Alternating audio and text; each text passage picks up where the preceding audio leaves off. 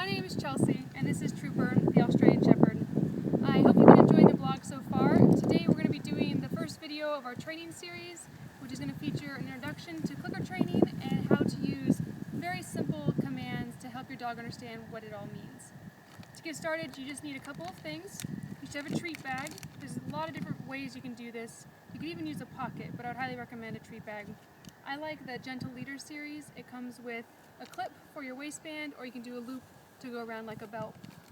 You also need some treats. So I like the Charlie Bear dog treats. These are cheese and egg. I've also used a lot of their other things. They're dry, so your hand doesn't get gummy when you stick it in your pouch. I also have already in my bag some of Trooper's dinner, so that way he's actually earning his dinner and he doesn't constantly get overfed with dog food. Lastly, you need a clicker. You can pick these up for a couple dollars at any pet store, at most pet stores. It's helpful to have a wristband so when you let it go, it still connects to your wrist, although I've seen trainers work without it as well.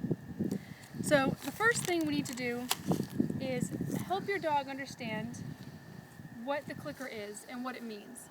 So the clicker means you've done something good, and I'm going to show you that you've done something good by feeding you, or in some cases playing with you. So if your dog has a weight problem or you just don't want to give your dog a lot of treats, you can reward them in a lot of other ways. You can play with them, you can pull out their favorite toy or their favorite ball if they're a ball-hungry dog, if they really like to play. Trooper is not much interested in toys or balls or objects or much of anything, but he is motivated by food, which is why I often train him with his meals. So you want to create the association that food or a reward comes with the clicker. That being said, you need to make sure you use the clicker very judiciously. You can't use it if you want to get your dog's attention. If he's running away and you want him to come back to you, you can't click it because you know he responds to it, because you will eventually water down the meaning. The clicker won't mean anything.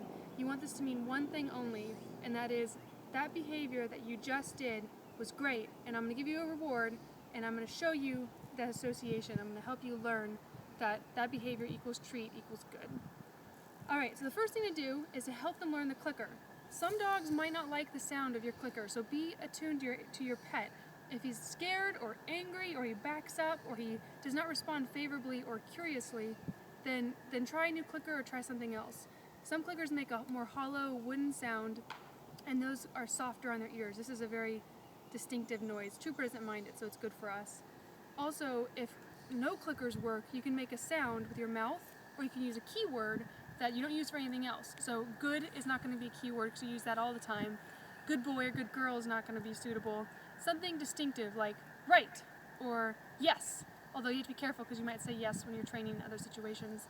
So there's a lot of different things you can do to help your dog understand, but for us, the clicker works great. So what we first need to do is tell the dog, click followed by treat, and help them learn that. So I'm going to open my treat bag. You don't want your hand to rest in your treat bag constantly, because instead of focusing on trying to break down the behavior you just clicked, your dog will just look at your hand. So if I do this, Trooper will eventually just look at my treat bag. He's pretty well trained, so he likes to look at my face. But what you want is them to be trying to think about what's going on and what you're asking for. And the easiest way to break that down is to make noise in your treat bag. So what I'm going to first do is I'm going to click, and then I'm going to give Trooper a treat. And I'm going to do that probably 10 times. I don't need to do it 10 times for this video, but if you're just starting out with a puppy or a dog that's never been exposed to this, you might want to do it 10 times prior to every training session for maybe first 3 days or the first 3 sessions, just so they are reminded clicker is a good thing and we're going to use the clicker in all future training sessions. So I'm just going to click, reach in, give him a treat. Let him eat it for a second. He's being pretty lazy. I'm going to click, give him a treat. So right now, he's used to clicker training. He's probably thinking, what am I doing that's getting this reward? Oh, I guess laying in the grass is a favorable situation. He'll learn that in a second that's not the case. So my hands aren't in my bag. I'm going to click, reach in, give him the treat.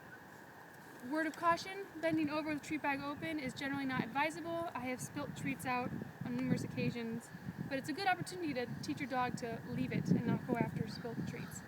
Alright, so Trooper knows now the meaning of the clicker. The clicker, followed by a treat, is what happens, is the general order of events. So the first thing that is the easiest way to take this to the next step, which is to target a behavior, is to do something that your dog is naturally good at or likes to do. And for a lot of you, you might notice that your dog responds to their name naturally. And you hope they do, so you can call them when they're about to run into a car or they need to come back into the house. You can say, Fido! And they come. They just respond to their name. They like to hear you say it. So a good way to reinforce this, especially with puppies who might not know their names, is to say their name, look for indication that they heard you or that they're responding to you saying their name. You click their reaction and you treat them. For dogs who don't know their name or who generally are obstinate and don't respond, the smallest behavior indicates that they heard you. So if they generally never respond to you saying their name, if they stop while running away, that's reacting. If they kind of turn but not all the way, that's reacting. If they full on turn and start to walk towards you, that's reacting. In Trooper's case, he'll probably tilt his head. I'm probably gonna have to distract him a little bit so we can actually play this game. He's very focused on what I'm doing. But basically, it's a very easy way to say responding to your name equals treat, and a lot of dogs are naturally good at it. So it's a good way to have them understand the association between thinking about a behavior they just did and being rewarded for it via the clicker. So we'll do this. This is great. Oh, darn it. So he's already looking at me, so let's see if we can get a head tilt out of him. Trooper? So he didn't really do anything. He didn't respond. So what we can do is I can point over here. Trooper. Good. So just try to distract him. The moment he looked, I gave him a reward. Trooper. Good. So he looked back towards me. Eventually you can put a lot of different behaviors with his name. Like saying their name means come back to you and sit down. Trooper. Good.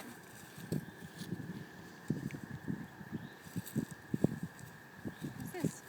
Trooper. Good. What's that? Trooper. Good. So that was great that he just did that, because what you want to avoid doing is repeating your command too many times, because then it just becomes background noise. They're not focusing. And if they do eventually respond to it, it's just because you've just berated them with a word over and over again. You want them to really hear you the first time and respond to it then. So if after saying a command you get no response for a reasonable period of time, you can say it again, but then maybe reset. So get your dog's attention, start over, walk around a little bit, and then try again. So we'll do this a couple more times.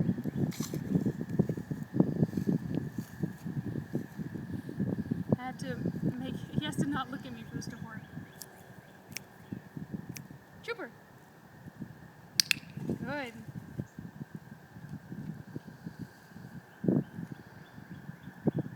It's over there. Trooper.